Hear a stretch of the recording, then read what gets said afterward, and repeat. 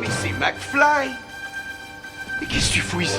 C'est à toi que je parle, des sourds McFlan, espèce de crème anglaise. Oh, salut Bef, salut les gars, ça va? Alors McFly, t'as fait ma rédac? C'est-à-dire que je me suis dit que puisqu'on devait pas la rendre... Allô? Y'a personne au bout du fil. Faut réfléchir, McFly, faut réfléchir. Oui, d'accord. Quoi? Vous êtes George McFly? Oui, et vous êtes qui?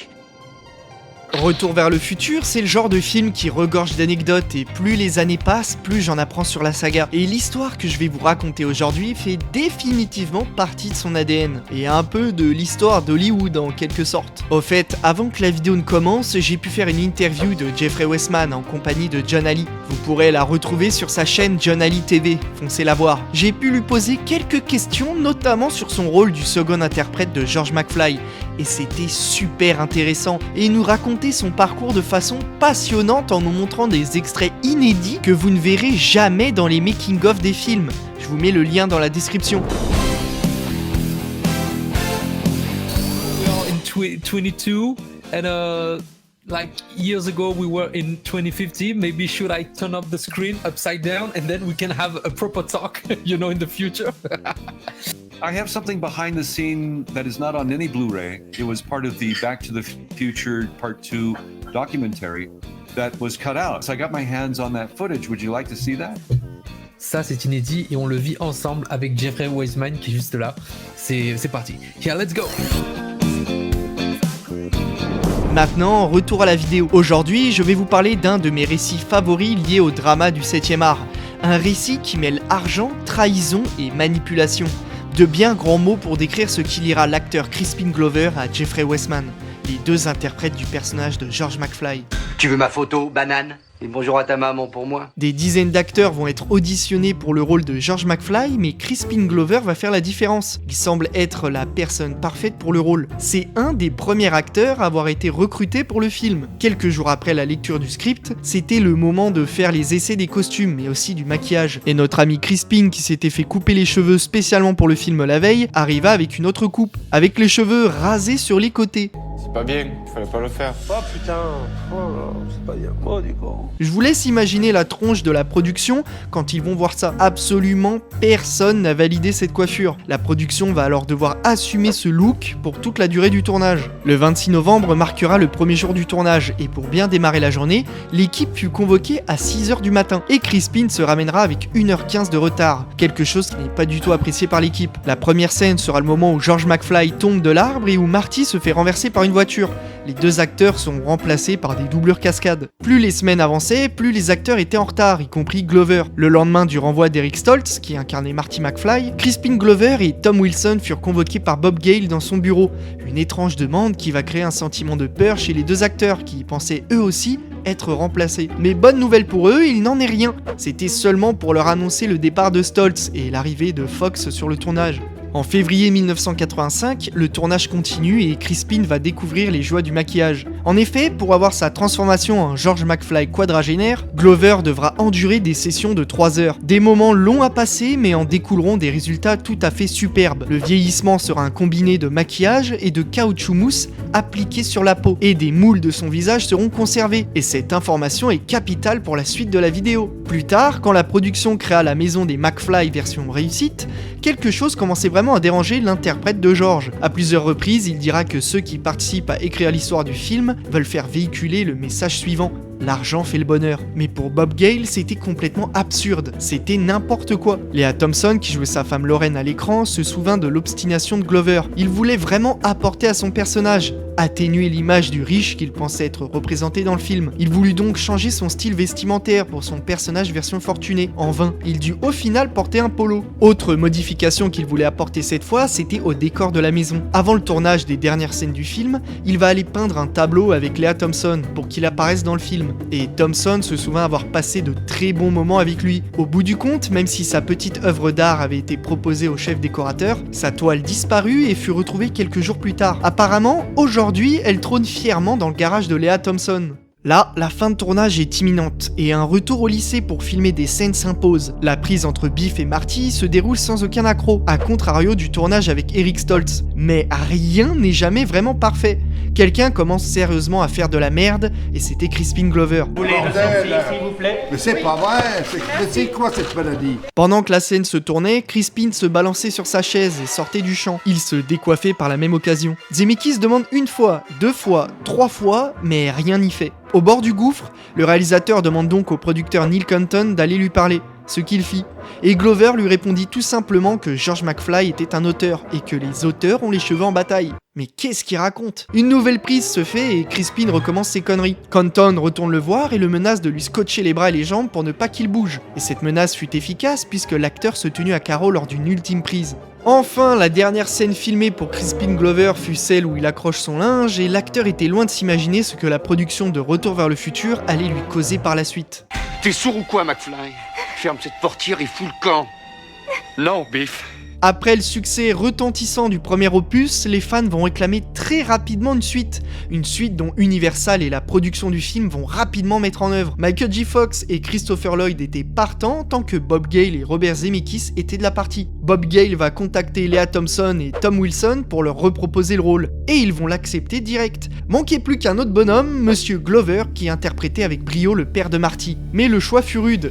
De mauvais souvenirs revenaient dans la tête des deux pères de la saga. Crispin avait été insupportable pendant le tournage, il y avait trop de désaccords et il n'était pas discipliné. En revanche, il était juste l'acteur parfait pour le rôle et dans le cas présent, il était irremplaçable. Ils vont donc prendre la peine de le contacter. Mais alors là, ce qu'il leur a répondu, c'est excellent. En fait, il va à travers son agent réclamer le même cachet que Michael J. Fox, c'est-à-dire $1 million. Quoi? Répète. Et surtout, il voulait que le scénario lui convienne absolument, sinon c'était niette. Il faut savoir que Crispin avait gagné un peu moins de $60 000 pour le premier film, moins que ses deux collègues qui jouaient Biff et Lorraine. Et là, il demandait plus de 10 fois la somme. C'était un non absolu pour la production. Même l'agent de l'acteur savait qu'il abusait. Quelque temps après, Zemeckis partit tourner Qui veut la peau de Roger Rabbit. Bob Gale a donc dû écrire presque entièrement seul le deuxième opus. Et au vu de la situation avec Crispin, il va volontairement diminuer le rôle de George McFly comparé au premier film. Cependant, la porte restait ouverte pour lui s'il voulait négocier et proposer quelque chose de décent. Où est mon père? Où est George McFly? Alors, grande surprise, la production va être recontactée par Crispin Glover en décembre 88. Et l'acteur va être invité sur le plateau de tournage où il pourra visiter les décors et entendre parler du scénario, notamment à propos du George de 1955 et de 2015. Glover a l'air tout à fait ok, le scénario lui convient. Et en janvier 89, les négociations commencent et c'est Bob Gale qui s'y colle. Le scénariste va proposer aux agents de Glover le double de ce qu'il avait reçu précédemment. Surtout que son rôle dans le deuxième opus était minime. Il va même lui proposer encore plus pour incarner Seamus McFly dans le troisième opus de la saga. Là, l'acteur, il avait juste à signer, c'était bon. Crispin va en réponse licencier ses agents pour d'autres qui lui auraient promis de meilleures négociations. Plus d'argent en soi. Mais Gale était préparé à ce genre de frasque et il connaissait le spécimen Glover. Il va donc être très clair avec les agents de Crispin et leur dire que le budget était fixé et qu'ils étaient prêts à tourner avec ou sans lui. Il va reproposer son offre qui était pourtant plus que correcte et dire que s'il continue à demander plus d'argent, il baisserait le cachet proposé. Ah ouais. Donc finalement, qui est le plus con dans l'histoire? Et ça n'a pas loupé. Les agents ont redemandé plus et Gale a baissé le montant de la proposition. En fait, avoir Crispin Glover dans les suites aurait été un cadeau pour les fans, dans la forme. Mais dans le fond, les deux Bob n'avaient pas besoin de lui, au vu du scénario et surtout au vu de son comportement lors du premier film. Le 8 février, c'est terminé pour Crispin. Il est définitivement rayé des listes. Quand il fut définitivement évincé, il fallait tout de même trouver quelqu'un pour le remplacer. Dans un premier temps, il sera décidé que Michael J. Fox joue Seamus McFly. Mais qui allait remplacer Glover? Miracle, au même moment, un jeune comédien était à Universal Studios où il travaillait en tant que sosie de Charlie Chaplin, Stan Laurel ou encore Groucho Marx. Et ce boulot, il le connaissait sur le bout des doigts depuis des années. Ce jeune comédien s'appelait Jeffrey Westman. Son agent va alors l'appeler, lui demander quelques renseignements, notamment s'il connaissait l'ancien interprète de George McFly, et aussi s'il faisait à peu près la même taille. Jeffrey a vite compris ce qu'on lui demandait réellement. Westman avait vu Retour vers le futur au cinéma et comme des millions de personnes, il en était fan. Quelques jours plus tard, il va être invité à passer une audition pour, semble-t-il, faire la doublure du personnage. Rien de plus. Il va apprendre son texte et jouer la scène du premier opus. où le père de Marty étend son linge. Par chance, il va jouer correctement. Les jours passent et il est encore convoqué, mais cette fois pour rencontrer le maquilleur du film. Mais Westman ne comprend pas trop. Il ne ressemble pas autant que ça au personnage pour être sa doublure. Mais à ce moment-là, il ne pensait pas qu'on allait lui coller des prothèses en latex sur son visage, fait à partir du moule du visage de Crispin Glover dans le premier film, souvenez-vous. Une fois que sa transformation fut terminée, il partit faire un essai avec Robert Zemeckis qui fut satisfait du résultat. À son plus grand étonnement, l'acteur fut pris pour le rôle de George McFly, pas pour jouer sa doublure, mais pour l'incarner tout court. Universal proposera $20 000 pour le rôle, et l'agent de Westman n'en croyait pas ses yeux. La production avait leur nouveau Crispin, et c'est important d'appuyer ce fait. Ils ne cherchaient pas un nouveau visuel du personnage, ils voulaient un clone de l'ancien acteur. Du coup, Jeffrey Westman apparaîtra dans les 2 films dans la peau de George 1955, 1985 et 2015. Nom de Zeus! Jeffrey Westman était tellement heureux d'être dans une franchise qu'il adorait, mais dans cette joie s'immiscera quelques frustrations. Sur le plateau, on l'appelait une fois sur 2 Crispin, on lui faisait des réflexions comme « Oui, Crispin n'aurait pas fait ça », peu de personnes l'appelaient par son vrai prénom. Lea Thompson, qui incarnait Lorraine, ne l'appelait jamais Jeffrey. Un jour, la mère de l'actrice est venue sur le plateau et Lea l'avait présenté comme l'acteur qui jouait Crispin. Pendant la production du 2e opus de Retour vers le futur, Crispin Glover pensait qu'il avait été tout simplement remplacé par un autre acteur, comme cela avait été le cas pour le personnage de Marty ou encore le personnage de Jennifer. Des informations floues commençaient à arriver à ses oreilles et il appela Jeffrey Westman, avec qui il avait tourné au début des années 80. Westman fit une erreur fatale, il lui raconta tout ce qui se tramait sur le plateau.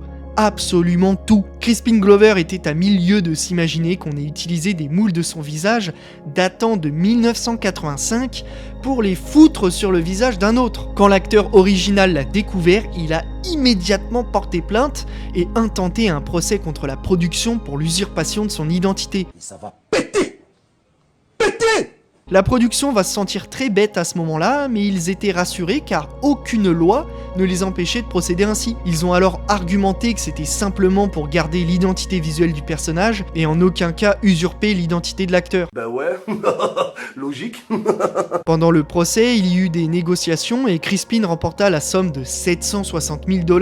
On peut définitivement dire qu'il a enfin été payé pour son rôle, décidément. La plainte de Glover a eu un impact énorme sur le cinéma puisque la Screen Actors Guild a ajouté de nouvelles clauses et protections pour aider les acteurs à se protéger contre l'utilisation non autorisée de leurs portraits. Quant au pauvre Jeffrey Westman qui s'est tout simplement fait utiliser par la production, il se fera blacklister d'Universal pour avoir trop parlé. Voilà une histoire comme je les aime qui secoua les producteurs d'Hollywood bien comme il faut pour les remettre dans le droit chemin. La vidéo est maintenant terminée et j'espère comme toujours qu'elle vous aura plu. Si c'est le cas, likez-la, laissez-moi un commentaire et abonnez-vous à la chaîne pour ne pas rater la suite. Et au fait, t'as ton ticket ?